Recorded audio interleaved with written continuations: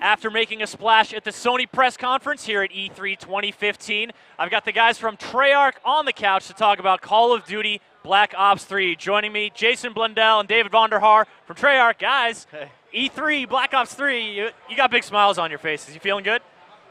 It's fantastic. It's great kind of getting on the stage, or Vaughn being on the stage and showing and kind of revealing Black Ops 3 to the public. It's fantastic. Yeah, showing it wide, getting people to get a glimpse of that 4-player co-op campaign, switching between, and we'll take a look at that in a minute. But yeah, Vaughn, you were up on stage yourself, man. Look, this is a really big day for us.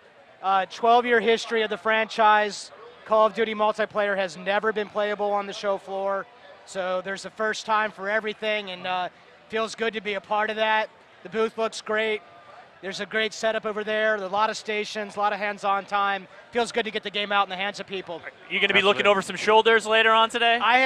We have a special arrangement where we can see out over into the thing from up top. It's a little bit like the Truman Show. We can kind of, like overlords, we can look onto the space, you know. That's not sinister at all, given your your world view here in Black Ops 3, guys. It's a dark, twisted future, you know. It is a dark, twisted future, and we're jumping right into it here, sort of showing us the waiting for team setup. And I want to talk about the 4-player campaign. I mean, cooperative play throughout. It's fantastic. So this is a return to kind of co-op for campaign. The last time we did it was World at War, and this one we kind of started from the ground up. Considering about kind of co-op, and it was like, okay, well, as soon as you start thinking about 4 players kind of going through that space, you start thinking about larger spaces. And you start thinking about larger spaces, then we had to kind of fundamentally like reconsider our AI system. So the AI is absolutely brand new. It's a brand new system because it has to deal with those multiple players being able to move around there. And then a brand new animation set on top of that. So all the animations are brand new. And then as we did that, we're like, well, we're in there. Okay. Different archetypes, new archetypes. So rather than just kind of the standard, like, here's the kind of grunt guy, we've got, like, different kind of guys there who have different strategies. We have bipedal robots now for the first time. And they have a different strategy. They don't have to worry about self-preservation, so they're not hiding behind the cover, popping up and shooting. They'll walk forward. They'll actually go into formation, so the AI can actually communicate together and to go into phalanx kind of formations, or if one's charging, kind of link up and connect together. You know, a robot can say, I'm going to charge in a column, because even if you kill the first one, the second one will get you, The second one will keep marching. So, so brand new AI system, the co-op. And then with co-op, it's then about personalization. So, you know, something that MP has been very strong for MP all this time, but we can now get into co-op as well, so into campaign, which is customizing your weapons, cyber cores, these new abilities that you kind of see kind of being activated in the clip as well, changing the character's look, even now the sex of the character as well, where you're going to be a male or female. And as you go through the campaign, you get more options to kind of customize it so you can have your own personality and decide kind of what kind of soldier you want to be. Never short on ambition, you Treyarch guys, huh?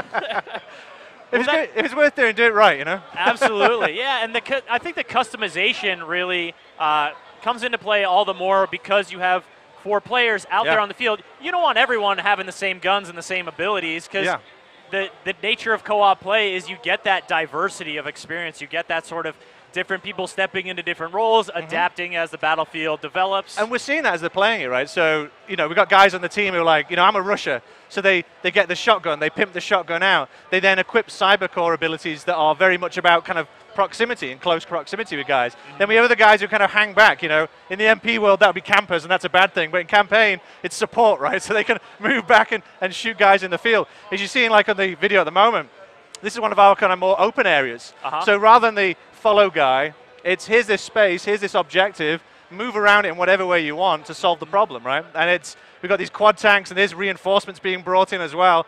And, you know, he's doing the wall runs there. These are all upgrades that you can purchase. So I may take that option. I might think that my strategy is a death from above strategy, and hence wall running and double jumping and other techniques are key to my strategy. While another guy might say, no, my strategy is more like detonation and setting traps and doing other things. So Vaughn, when you come into a situation like this, you're playing a little campaign co-op, helping out the guys on the campaign side. Do you find yourself channeling some multiplayer tactics, or is it a whole different situation? No, look, for me it's a different situation, but it really depends on the group that you're playing with. So what I love about it on a very personal level is you would set up and play any one of these levels like you would from a multiplayer point of view, which is to say, hey, if you take this and I take this, we'll be most effective.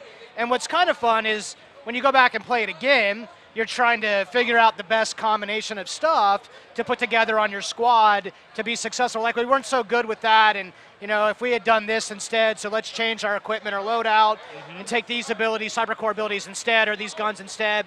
And that's very got a kind of a sandbox vibe to it that's very prominent in multiplayer. Yeah. And it's kind of injecting its way into this, and I feel like, that's great because you're putting the universe of multiplayer and what would be a traditional campaign experience, and putting those together, bringing them a little closer, makes the game more connected. And I think all of us at Treyarch have been trying to find a way to do that.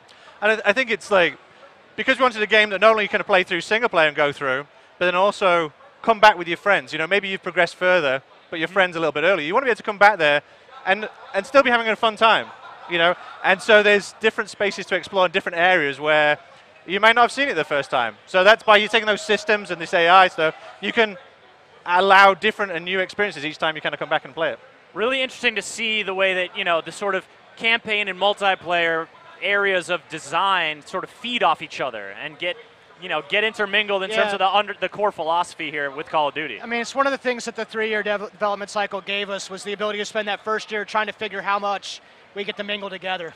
It makes me so happy. We were talking about this earlier, which is seeing narrative elements now entering into multiplayer, seeing kind of characters with personality and so forth.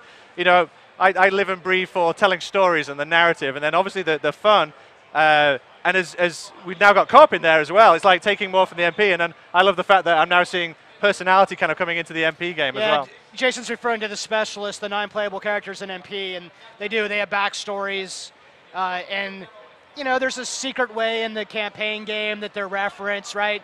Because it's a big universe, so you don't see them verbatim, and you keep the universe big. You connect them to the world, and they're part of the timeline, sort of indirectly, and it's a little bit of a secret how, but it's fun. And if there's one thing we know about Treyarch, it's how you guys love your layered stories, your interconnection, your zombie trickery, and all that stuff. Right. Talk about that. We're not going to use that word. Well, we'll look forward to hearing that word maybe a little later this year as we look towards the fall release of Call of Duty. You guys have set a date, right? Yes. Yeah, that's right. So PlayStation 4, Xbox One, and PC, and we're on November 6th. Fantastic. David Vonderhaar, Jason Blundell, thank you guys so much for coming on. Kicking off our stage show here with Call of Duty Black Ops 3.